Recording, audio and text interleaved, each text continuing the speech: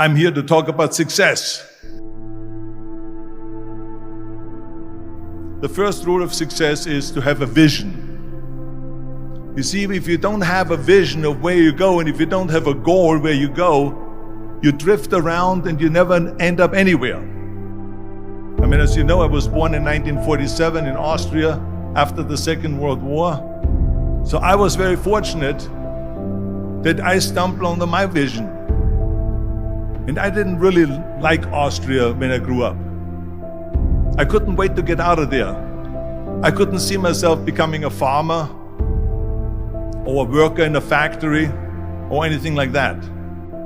Even though my parents wanted me to stay there and have a normal life. But that was their vision, not mine. My vision was totally different. I felt that I was born for something special, for something unique, for something big.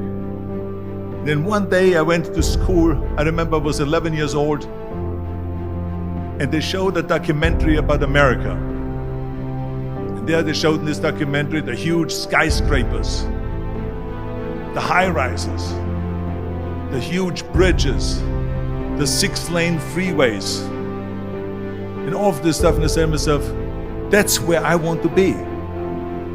I don't want to be around here with these little farmhouses and these little buildings. I want to be in America.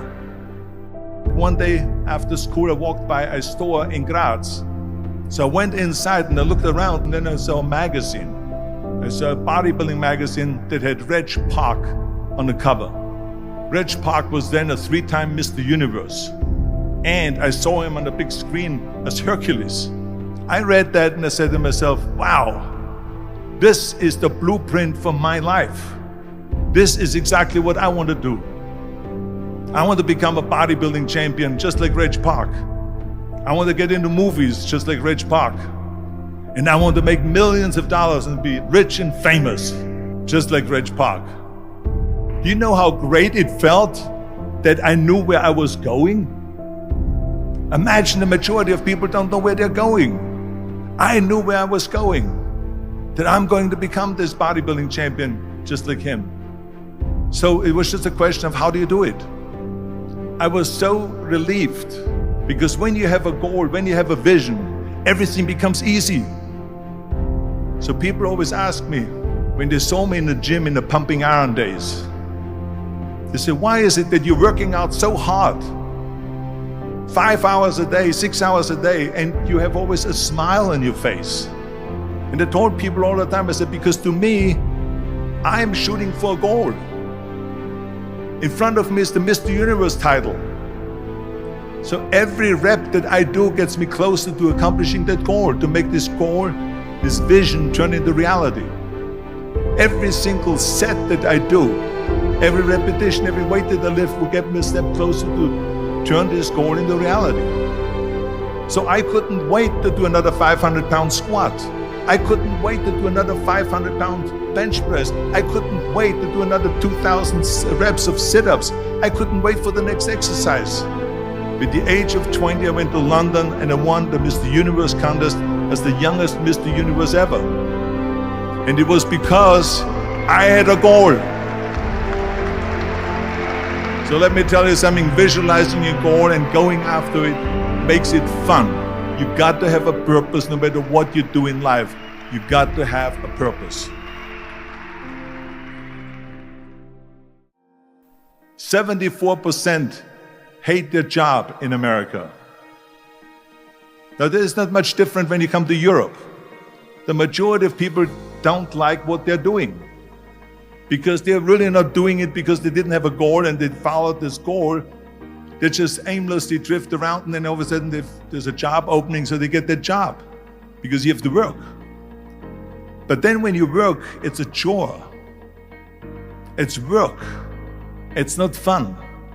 So if you think about, only a quarter of the people really enjoy what they're doing in life. That is unbelievable if you think about it. So I felt so blessed that I knew what I was doing. It's like a medical student that studies and knows he wants to become a doctor. You know where to go.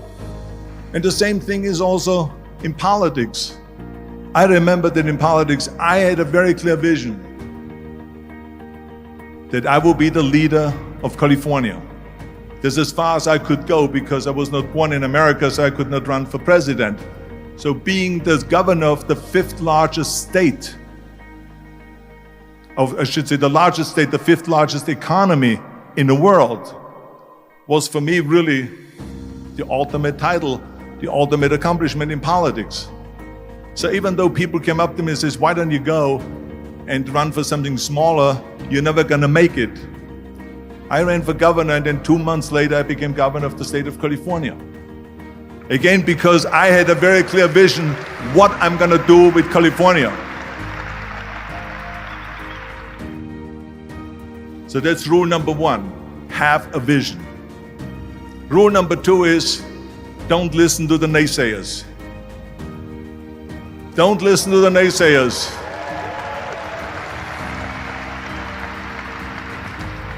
Everything I ever did, the thing that I heard out of people's mouth was, that's impossible. That can't be done. Or no. That is exactly what I heard, and of course I proved to the people that it can't be done. So whenever someone said to me, it can't be done, I heard, it can be done. When they said no, I heard yes. And when they said it's impossible, I heard, it is possible. I'm a strong believer of what Nelson Mandela said, that everything is always impossible until someone does it. Well, I'm gonna be the one, I said to myself, I'm gonna do it and I'm gonna show it to them. Maybe it has never been done before. That's perfectly fine with me. But I'm gonna do it. And I did not listen to the naysayers. It's all about the hard work that you put in. I said to myself, in bodybuilding I worked out 5-6 hours a day. I'm gonna do the same thing now for acting. And of course I went to college to study English. I studied the accent removal, acting classes, and all of this stuff, all day long. I worked and I worked and I worked. And within a short period of time, I made one movie called Hercules in New York, which of course went right into the toilet. But it didn't discourage me. I still had the same vision. And then all of a sudden I did Streets of San Francisco. I did Stay Hungry and Pumping Iron and The Villain. And then all of a sudden I was asked by Dino De Laurentiis and by Universal Studio to star in Conan the Barbarian. And after I did Conan the Barbarian, the director at the press conference said to the press, the director was John Milius.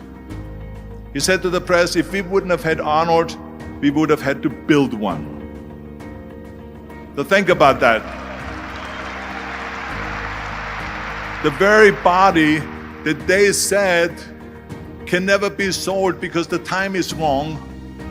A few years later, I'm doing Conan the Barbarian, and it was the #1 hit at the box office when it came out in the summer of '82.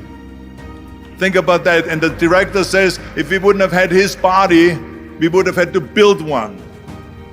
So all of a sudden, my body became an asset, not a liability. And the same thing was with Terminator. After we were finished filming Terminator, Jim Cameron said to the press, if Arnold wouldn't have had that accent and talked like a machine, I think the movie wouldn't have worked. So think about that. The body and the accent that they attacked was an asset. But I didn't listen to those losers. I didn't listen to them at all. It's just the reality of it is that you cannot listen to the naysayers. So this is a very important lesson for all of you. So when someone says, no, this is a stupid idea, you in your mind, you don't have to say it, but in your mind just say to yourself, you're an asshole. What do you know?